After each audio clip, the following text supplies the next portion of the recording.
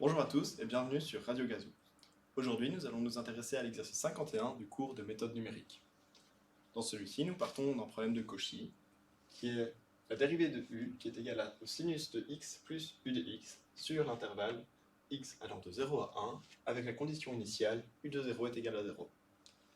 Dans cet exercice, on nous demande premièrement de calculer la solution analytique du problème de Cauchy.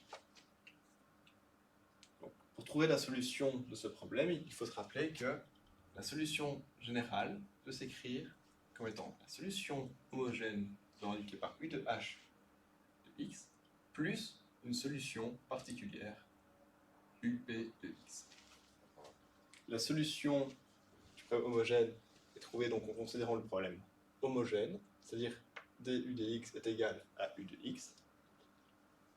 Ensuite, la solution particulière sera obtenue en observant justement le terme indépendant. Nous trouverons alors l'expression de u de x pour laquelle nous pourrons imposer la condition initiale et donc trouver la solution de notre problème de Cauchy. Cherchons premièrement la solution homogène.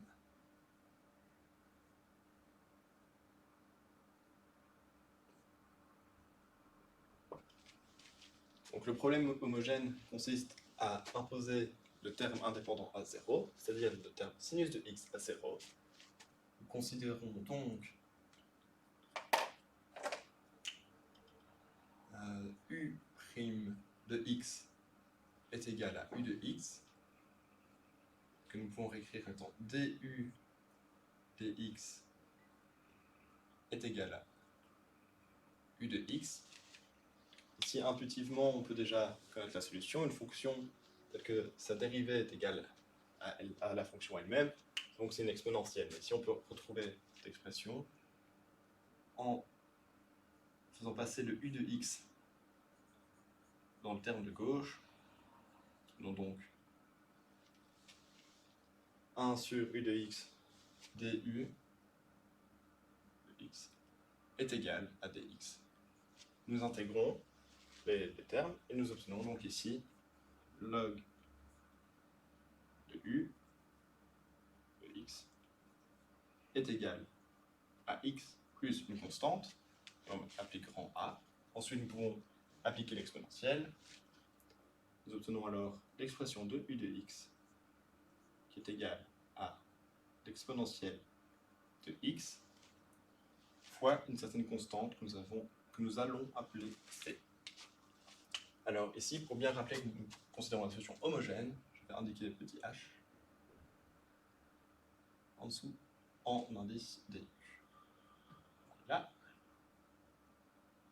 Et voilà. Nous avons donc notre solution homogène. Nous allons donc maintenant chercher la solution particulière à notre problème.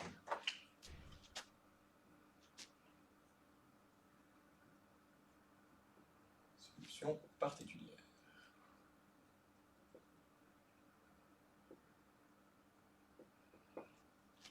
En observant le terme indépendant, le terme en sinus de x, nous allons essayer de trouver une solution qui est d'une forme proche de ce terme-là et essayer de trouver des coefficients qui permettent de trouver une solution au problème. Nous cherchons une solution particulière. Donc comme nous avons un terme qui est trigonométrique en sinus, donc dans le terme indépendant, nous allons choisir une solution particulière qui a la forme d'un cosinus fois un sinus de x. Plus un sinus de x. Là, ce sera donc la solution particulière que nous allons essayer d'imposer à notre problème. En remplaçant notre expression de la solution particulière dans notre équation différentielle, nous obtenons donc moins a sinus de x plus b cosinus de x, qui correspond donc au du de x, qui est égal à sinus de x plus a cosinus de x plus b sinus de x. On peut regrouper sinus et les cosinus ensemble, les termes en sinus ensemble et les termes en cosinus ensemble. Nous obtenons alors, on va tout mettre à gauche, donc nous allons avoir moins sinus de x, nous mettons en évidence, de a plus b plus 1, plus, maintenant les termes en cosinus de x,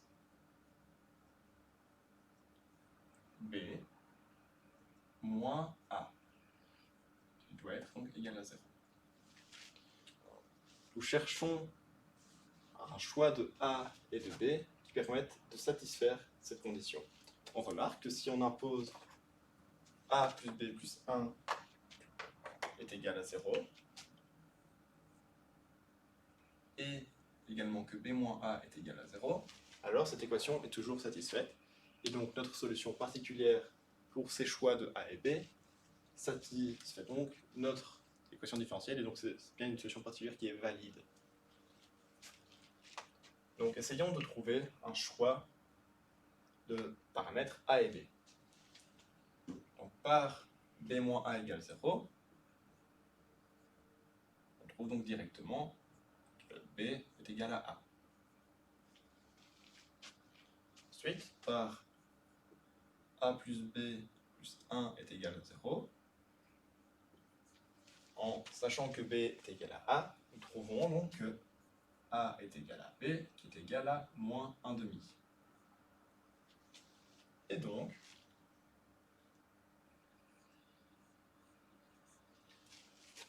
notre solution particulière up de x sera donc égale à moins 1 demi du cosinus de x plus le sinus de x.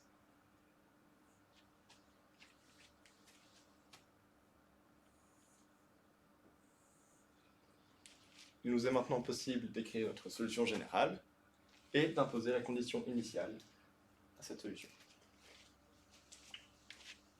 Nous avons donc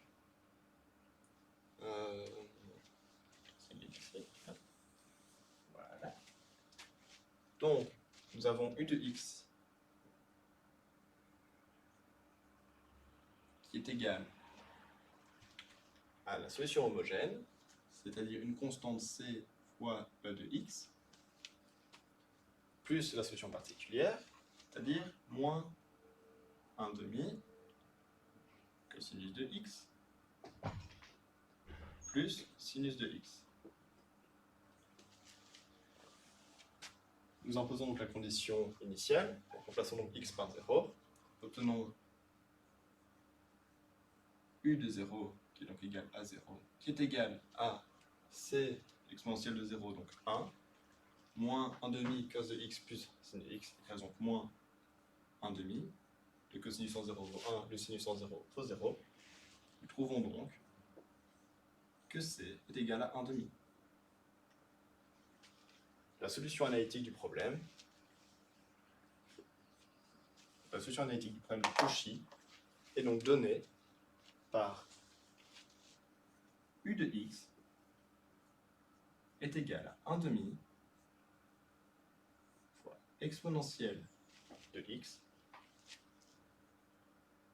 moins cosinus de x moins sinus de x.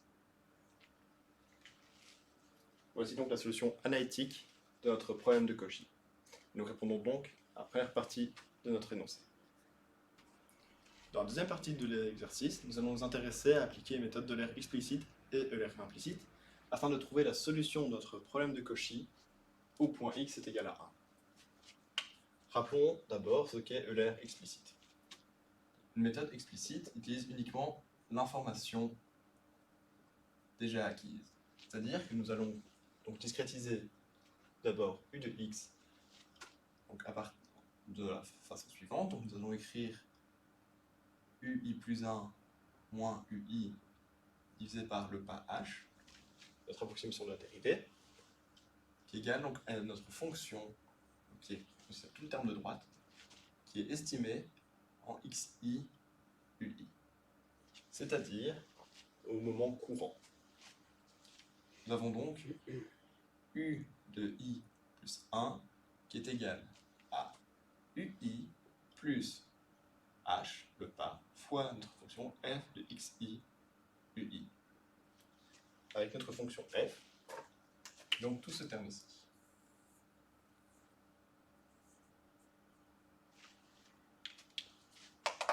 En remplaçant l'expression de f, nous obtenons alors u de i plus 1 est égal à u de i plus h fois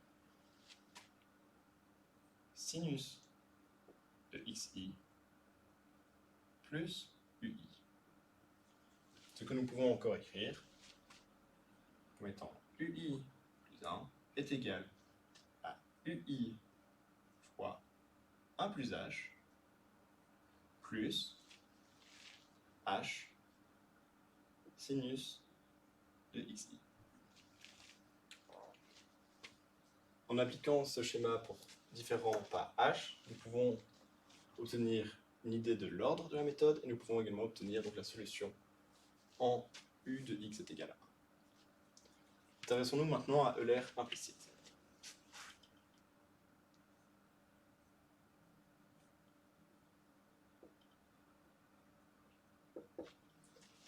Donc, le terme de gauche est discrétisé de la même façon. Nous avons donc ui plus 1 moins ui est égal à h. Par contre, le terme de droite, quant à lui, va utiliser la valeur de xi et de ui au temps futur, au temps que nous cherchons à calculer, c'est-à-dire en i plus 1. Donc f de xi plus 1 ui plus 1. Donc nous pouvons de nouveau écrire que ui plus 1 est égal à ui plus h fois f de xi plus 1 ui plus 1. Nous pouvons encore écrire en remplaçant f par son expression, nous obtenons donc ui plus h fois le sinus de xi plus 1. N'oublions pas donc que xi plus 1 lui est facilement connu, plus le terme ui plus 1, qui est ce que nous cherchons. Nous pouvons donc maintenant faire passer le terme en ui plus 1 dans le terme de gauche. Nous obtenons alors, en mettant ui plus 1 en évidence, 1 moins h, qui est égal à ui plus h sinus de xi plus 1. Nous pouvons encore écrire que ui plus 1 est donc égal à ui plus h sinus de xi plus 1 divisé par 1 moins h.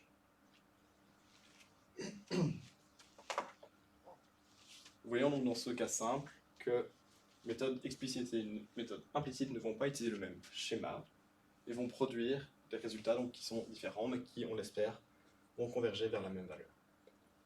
Afin de vous en convaincre, vous pouvez utiliser un petit code Python où vous discrétisez xi, donc vous appliquez un certain nombre d'itérations de Euler explicite ou de Euler implicite pour obtenir une estimation de u de 1.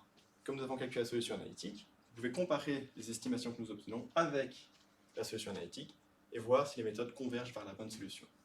Vous verrez que les deux méthodes vont converger vers la bonne solution si vous choisissez des h suffisamment petits. La troisième partie de l'exercice consiste à s'intéresser à vérifier l'ordre de convergence des méthodes.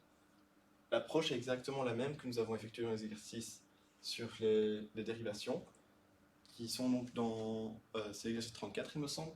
Donc je vous renvoie vers ces exercices pour voir comment on détermine l'ordre d'une méthode. Nous n'allons pas le faire ici dans ce podcast. Merci d'avoir regardé cette vidéo et à bientôt sur Radio Gazoo.